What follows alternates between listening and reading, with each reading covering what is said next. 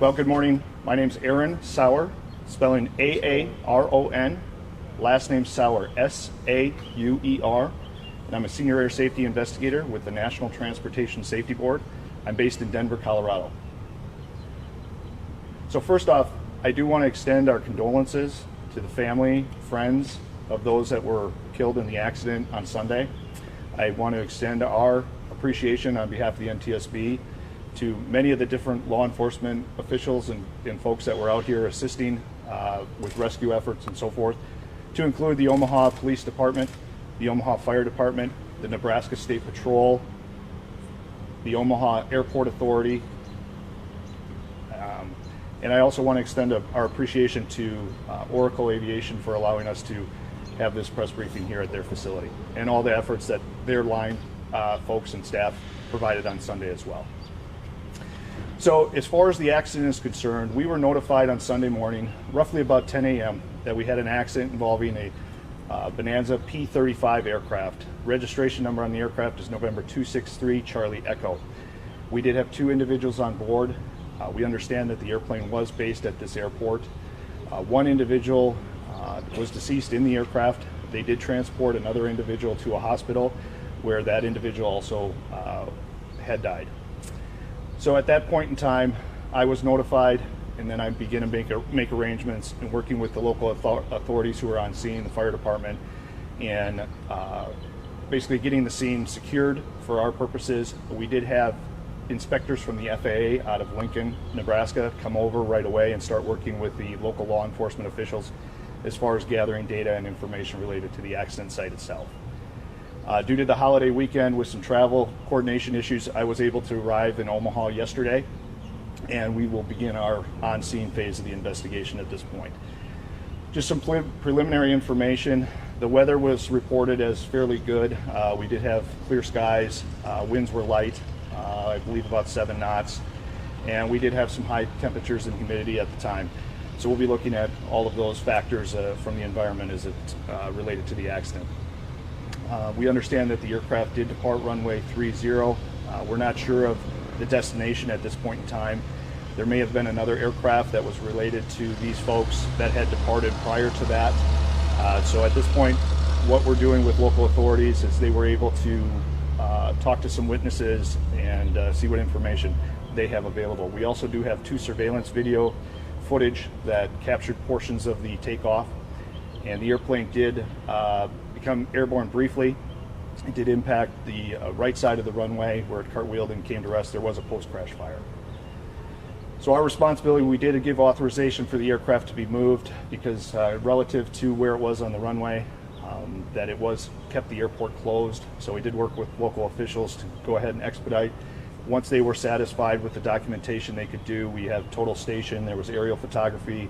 The FAA had gone out here as well and documented what they could. We did give permission for the aircraft to be moved. It was relocated to a facility here, and we appreciate the Omaha Airport Authority allowing us hangar space for us to continue our investigation efforts as we will accomplish today.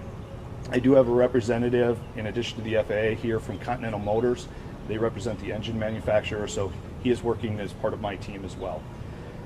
We'll probably be on scene doing our work in the hangar for the next day or so. At which point the aircraft will be recovered to another location. We're still working on the details on where the aircraft wreckage will be stored until I go ahead and release the aircraft. For the NTSB, we take a 3-phase approach to our investigation: man, machine, and environment. The man being the occupants on board. We'll go ahead and take a look at their certificates, their flight ratings, their experience, their training, any medical history that they may have. The machine part of it, the aircraft. Review the aircraft records. We'll dig into what the aircraft wreckage shows us and tells us. The aircraft, as I explained earlier, did sustain a post-crash fire, so that sometimes makes it a little bit more of a challenge for us to do our work. And then the environment. As I mentioned, the weather was reported to us as fairly good for that particular day. As far as a report, I will be doing a preliminary report that should be available on the NTSB's website, www.ntsb.gov, and I would guess that report will be available first part of next week. Once that report is complete and our investigation continues, ultimately the NTSB will assign a final report which will include a probable cause to the accident. That typically takes anywhere from 6 months to a year for that to be completed. So with that, I will open it up for any questions that you folks may have. So was the plane just on takeoff and crashed shortly after? That's my understanding. Is the airplane had taxied out, had been fueled the night before, and they were going to an unknown destination at this point, but they were departing runway 30. Who was flying the plane? We're not sure at this point in time. Both occupants, to our information at this point, were both rated pilots. So we'll have to work and try to determine who was seated in which seat. There were some radio calls that were made, which are very typical and common prior to takeoff. So we'll be looking at all that information as well. How can hot weather affect the airplane? There's different performance characteristics that are associated with all aircraft. So we'll go ahead and work with the manufacturer of the airframe to take a look at those performance calculations based on temperatures and winds. Is that a possibility? Too early to speculate at this point in time. How old of the aircraft was this? I'm not sure. I just briefly took a look at. I don't even want to speculate at this point in time, but it's been around for a few years. Were they flying earlier that day or that weekend, right before the crash happened? The question is whether they had been flying earlier that day or over the weekend. I'm not sure at this point in time. We're looking into all that information. Is this a single engine or a twin engine? This is a single engine aircraft. It's equipped with a Continental engine. Can you explain what a P factor would be? And is that something that could have had an effect with yesterday's weather or Sunday's weather? Well, I can explain a little bit about P factor itself, but whether that had any bearing on this accident, way too early to tell. P factor is it's a phenomenon based on when you apply engine throttle, the prop creates a factor that directional control is maintained with the use of the rudder pedals. But P factor in this particular airplane will have a tendency to pull the nose of the aircraft to the left.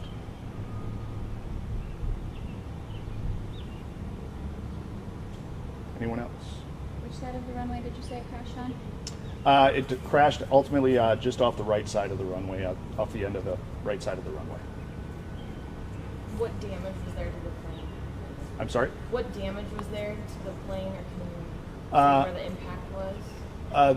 The aircraft did strike runway light as well as some taxiway lights. I haven't had an opportunity to go out to the runway environment as of yet to take a look, but during my briefing this morning with local law enforcement, the aircraft did exit the left side of the runway, was corrected back to the right.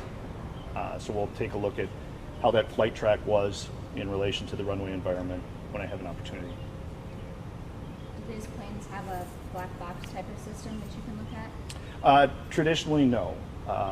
However, it depends on the avionics equipment that was on board. We'll have to take a look to see some equipment on board does store data.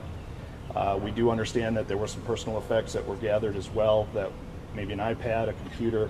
Pilots use different technologies to assist them in their flight planning and so forth. So some of those items were recovered, and we do have our laboratories in Washington. If there's a need for me to send those units there for any data recovery, we'll certainly do that. What's a typical speed for takeoff on a plane like that?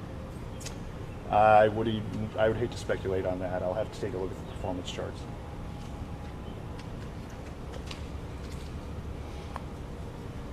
You've said that it's too soon to know the cause of the crash. Correct. But can you give us an idea on how long the investigation might take, when you might know a cause of the crash? Is it months or a year down the road, weeks? Well, hopefully our investigations are completely thorough. As you can imagine, there's a lot of information for us to gather. We do have autopsy reports, toxicology reports, different things on the human side that do take time for us to obtain final reports. So once all that factual information is gathered, it's my responsibility to put together a factual report and all supporting documentation that is associated with my investigation. That information is then reviewed by our staff in Washington, D.C., where a probable cause is determined. And that can be anywhere from 6 months to a year, depends on the depth and scope, complexity of the investigation, and what things that go to our lab. It just takes time sometimes.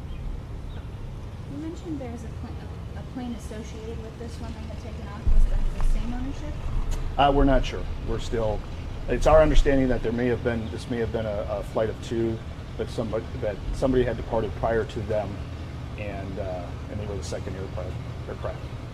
I haven't had a chance to speak to those folks yet. But ultimately, someone might know the destination. Right. Well, hopefully we'll try and track down all that information. Can you rule out any cause? No, as far as ruling any cause out or anything like that, no. Again, too early to speculate on any of that information at this point in time. Can you clarify the roles of individual agencies going forward, like FAA, of ongoing local police interaction, your role? Sure. Well, as far as the roles of the different folks that have been involved to this point, the NTSB were in charge of the investigation on the aircraft accident. The FAA works with us side by side as part of our team. Their role and responsibility, they have different enforcement side that they take a look at in 9 areas of responsibility. And then the local law enforcement, they will participate to the level that they are able to, but usually they wrap up their side of the investigation a lot earlier than we do, but they provide us a lot of information already at this point in what they were able to gather and help out with out there.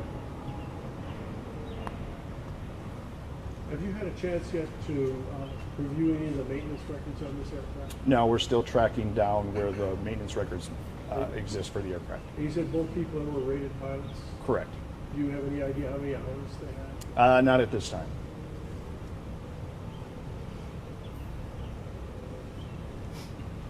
And you don't know the last time that they flew? I don't at this point in time.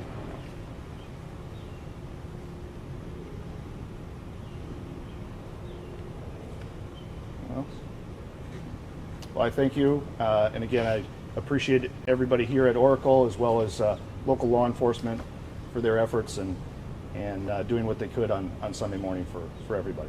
So thank you, folks. Please don't hesitate. I know some of you may have reached out to our folks in Washington, D.C., our media folks. If you have any follow-up items, please reach out to them and they can contact me and we can get in touch with you folks again. So, thank you.